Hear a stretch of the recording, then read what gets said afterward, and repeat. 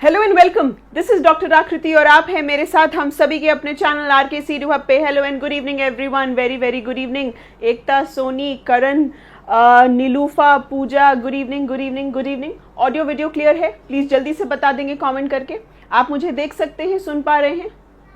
Good evening good evening good evening. स्वागत है सभी का हमारे गेम चेंजर सीरीज में। और आज है हमारी गेम चेंजर सीरीज की क्लास 8।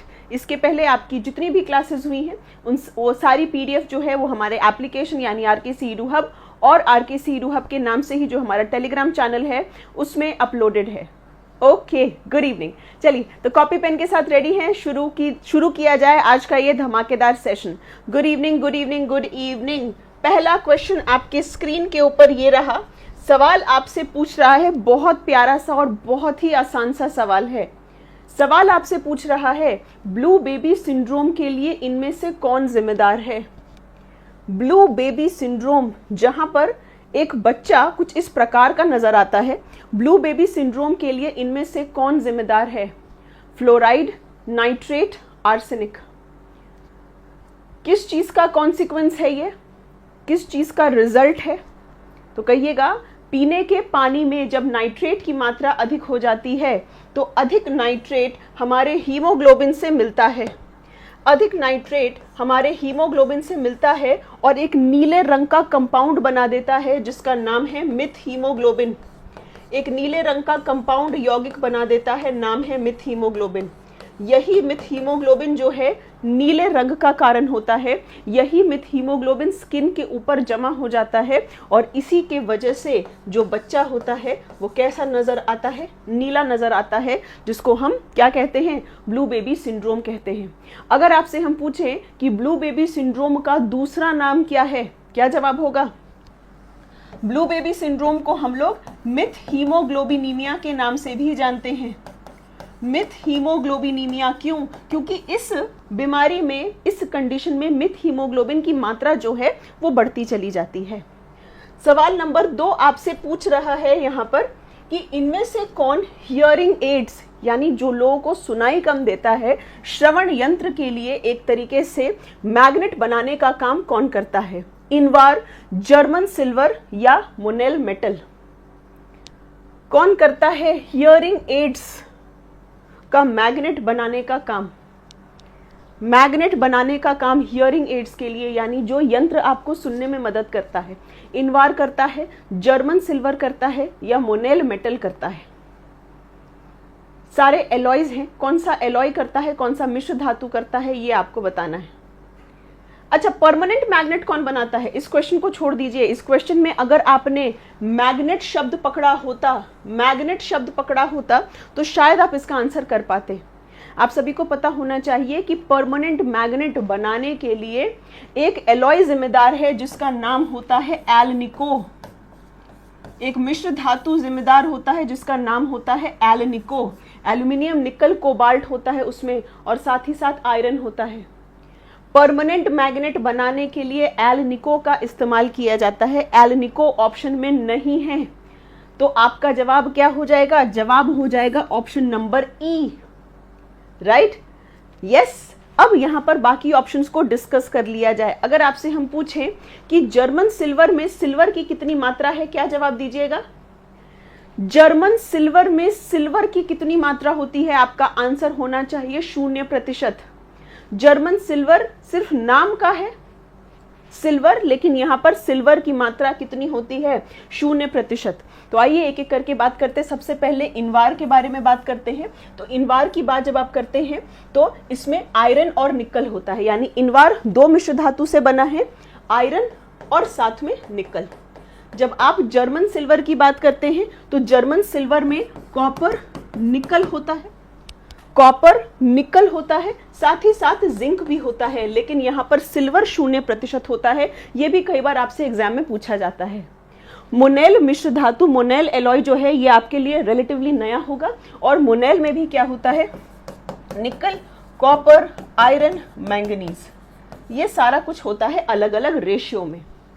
ठीक है, यस वैष्णवी, बिल्कुल सही। तो पिछले क्वेश्चन में अगर थोड़ा सा भी आपका दिमाग आता कि एलनिको परमानेंट मैग्नेट बनाने के काम आता है तो आप इस क्वेश्चन का आंसर कर सकते। कोई बात नहीं, नया सवाल है, चीजों को नोट करते चलेंगे। अगला सवाल क्वेश्चन नंबर 3 आपसे पूछ रहा है कि दोपहर में सूर्य जो है वो आपको सफेद क्यों दिखता है। दोपहर में सूर्य का के सफेद होने का कारण क्या है। आप अगर थोड़ा सा फिजिक्स याद करें, है ना, तो सूर्योदय या सूर्यास्त तब होता है जब आपका जो सन है, जो सूर्य है, वो होराइजन यानी क्षितिज के ऊपर होता है या नीचे होता है। क्षितिज के ऊपर होता है तो सूर्योदय और क्षितिज के नीचे होता है तो सूर्यास्त। ठीक, ये है होराइजन। ये आप खड़े हैं, कह रहा है दोपहर के वक्त सूर्य आपको सफेद क्यों नजर आता है। कारण क्या है इसका? कारण क्या है? लाइट सबसे कम स्कैटर होता है? जी नहीं।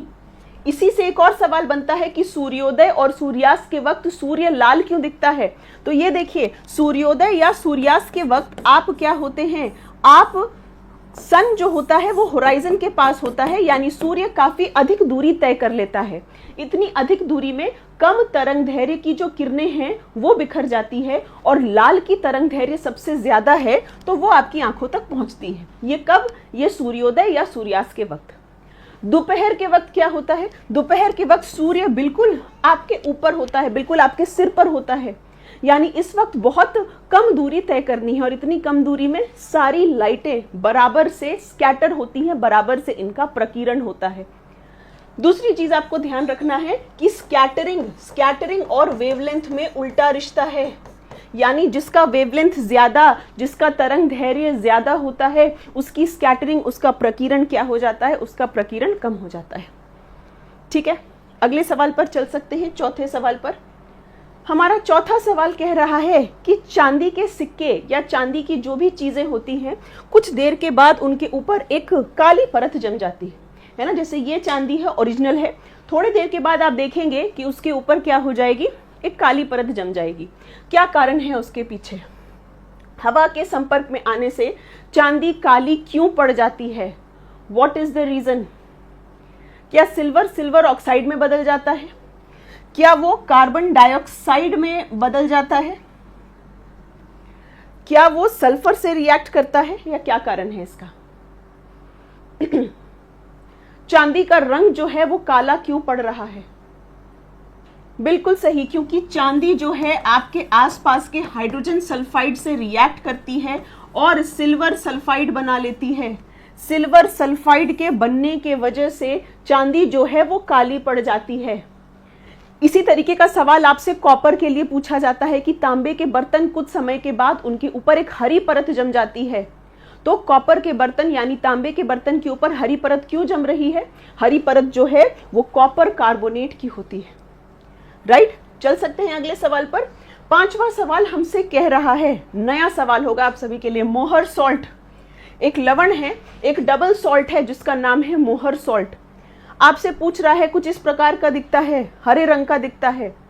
पूछ रहा है कि मोहर सॉल्ट में वाटर ऑफ क्रिस्टलाइजेशन कितने हैं, क्रिस्टलीकरण जल कितना है मोहर सॉल्ट में। मोहर सॉल्ट कितना क्रिस्टलीकरण जल होता है? डबल सॉल्ट है, बार बार आपको हम हिंट दे रहे हैं, डबल सॉल्ट है। डबल सॉल्ट का मतलब क्या है? दोहरा लवण, मतलब 2 से ज्यादा आयंस होंगे इसमें, 2 से ज्यादा आयंस हैं। बिल्कुल, मोहर सॉल्ट के बारे आप जानते हैं तो आप इसको अमोनियम आयरन सल्फेट कहते हैं। आम भाषा में AIS, अमोनियम आयरन सल्फेट। ठीक है, क्योंकि अमोनियम भी है और आयरन भी है, तो आम भाषा में आप इसको क्या कहते हैं? Ammonium iron sulphate. ठीक है, और इसमें क्रिस्टलीकरण जल कितने होते हैं? इसमें क्रिस्टलीकरण जल 6 हैं। तो NH4 whole twice, FeSO4 twice, और कितना है, कितना वाटर है? 6 क्रिस्टलीकरण जल होता है। ये होता है आपका मोहर salt. Green vitriol, white vitriol, blue vitriol, ये सारी आपको पता होंगी, लेकिन हाँ, मोहर सॉल्ट एक ऐसी चीज है कम लोगों को पता होगी क्योंकि ये सिंगल सॉल्ट नहीं है, डबल सॉल्ट है। तो यहां पर कितना है आपके सामने? Total 6 water of crystallization. अगला सवाल आपसे पूछ रहा है, फोटोसिंथेसिस में कौन सी प्रक्रिया शामिल है? इनमें से फोटोसिंथेसिस यानी प्रकाश संश्लेषण में कौन सी प्रक्रिया जो है वो शामिल है? पोटेंशियल एनर्जी जो है वो रिलीज हो रही है, फ्री एनर्जी जो है वो पोटेंशियल एनर्जी में बदल रही है, फूड ऑक्सीडाइज हो रहा है कार्बन डाइऑक्साइड और वाटर में। कौन सी बात सही है, कौन सी गतिविधि हो रही है?